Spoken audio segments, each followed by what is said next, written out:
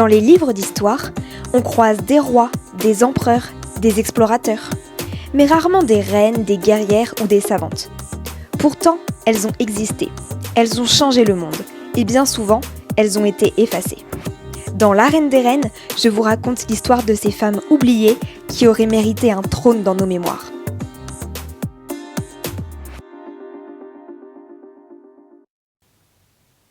Alors, installez-vous. Aujourd'hui, je vous emmène à la rencontre de Maria Tolchiv, une ballerine née dans une réserve autochtone d'Oklahoma. Une femme qui a dansé dans les plus grands opéras du monde. Et surtout, une artiste qui a dû se battre contre deux préjugés à la fois. Être une femme et être une autochtone dans l'Amérique du XXe siècle. Parce qu'à l'époque, beaucoup considéraient encore que le ballet appartenait exclusivement à l'Europe et aux soviétiques. Et encore plus particulièrement aux grandes familles aristocratiques. Pour beaucoup, il n'était même pas envisageable de voir une jeune femme venue des plaines américaines de faire des pointes ou des grands jetés. Et pourtant, Maria Tolchiv a changé l'histoire de la danse classique. Elle est devenue la première grande ballerine étoilée née aux États-Unis et l'une des premières artistes autochtones à acquérir une renommée mondiale dans le ballet. Maria Tolchiv naît en 1925 dans la réserve de Fairfax, dans l'Oklahoma. Elle y grandit avec ses 5 frères et sœurs. De par son père, elle appartient à la tribu amérindienne Osage. Sa mère, elle, est d'origine écossaise et irlandaise. Et elle adore la musique et les arts. Très tôt, elle décide que ses filles recevront une formation artistique exigeante. Maria apprend donc le piano, la danse, mais surtout la discipline du travail quotidien. Parce que oui, derrière l'image gracieuse des ballerines, il y a surtout des ampoules, des heures d'entraînement et une relation très conflictuelle avec les orteils.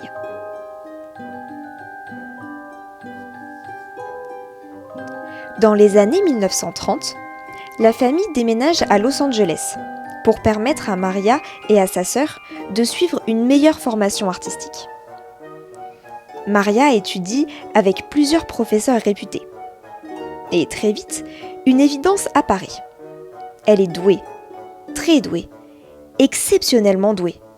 Mais il y a un problème.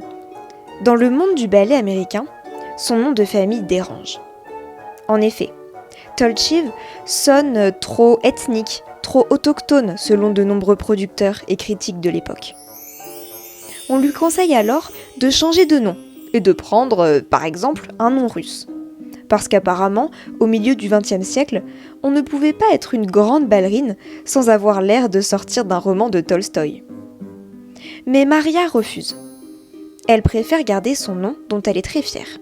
Et ce détail est important, parce qu'elle refuse d'effacer son identité pour réussir. En 1942, elle rejoint une troupe dirigée par le célèbre chorégraphe George Balanchine. Puis, en 1948, elle devient l'une des danseuses principales du tout nouveau New York City Ballet. Et là, tout change. Balanchine comprend immédiatement qu'elle possède quelque chose d'unique. Une technique impressionnante, une puissance physique rare et une présence magnétique sur scène. Il crée alors plusieurs rôles spécialement pour elle.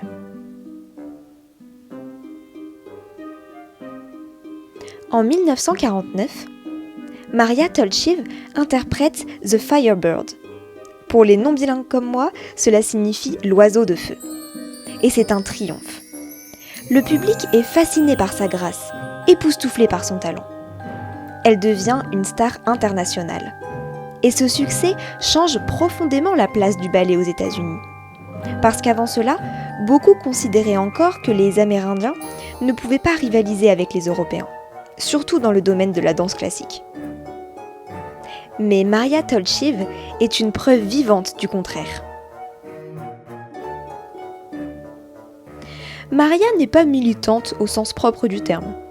On ne l'entend pas faire de grands discours politiques. Mais sa simple présence sur scène est déjà révolutionnaire.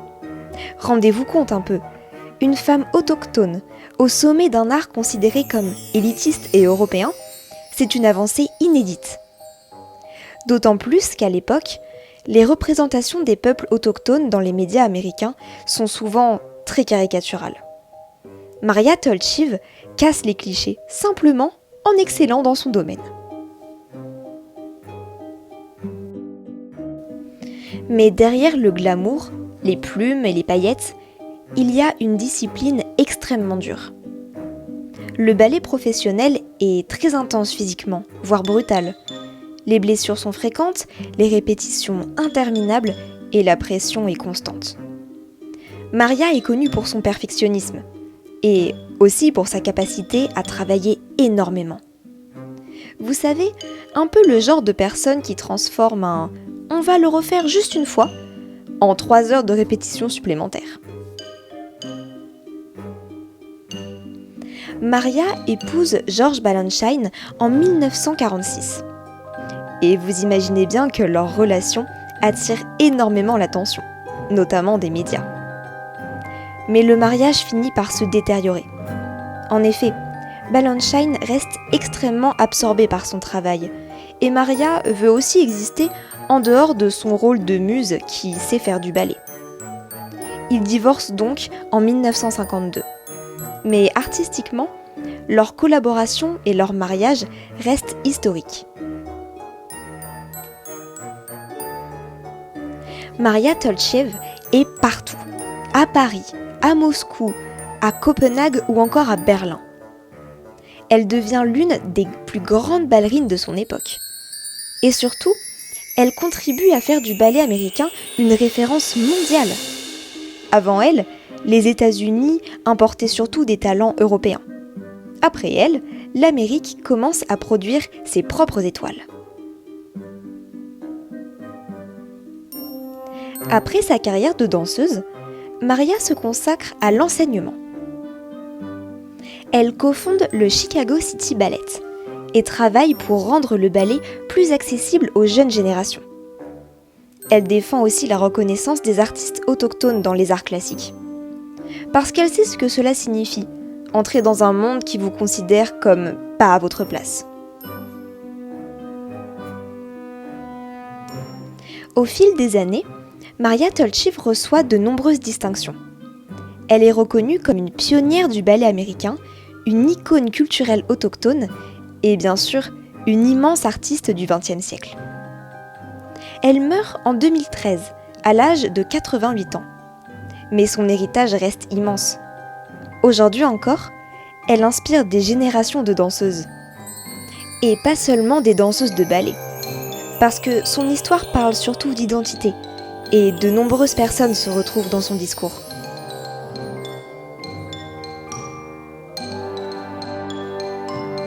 Maria Tolchiv mérite une place de choix dans l'arène des reines. Parce qu'elle a refusé de changer son nom pour réussir. Parce qu'elle a prouvé qu'une femme autochtone pouvait devenir la plus grande étoile d'un art considéré pour elle comme inaccessible.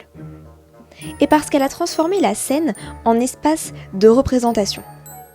Maria Tolchiv n'a pas seulement dansé, elle a ouvert une porte à la différence. Alors aujourd'hui, Maria, toi qui as fait entrer les nations autochtones dans l'histoire du ballet mondial, toi qui as prouvé que l'excellence peut venir de partout, bienvenue dans l'arène des reines.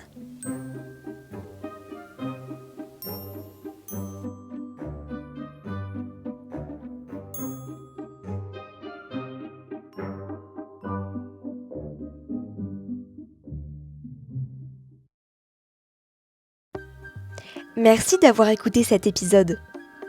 Si cette histoire vous a intéressé et que le podcast vous plaît, partagez-le autour de vous. N'hésitez pas également à me laisser 5 étoiles sur votre plateforme d'écoute préférée, ainsi qu'un petit commentaire. À très bientôt pour un prochain épisode.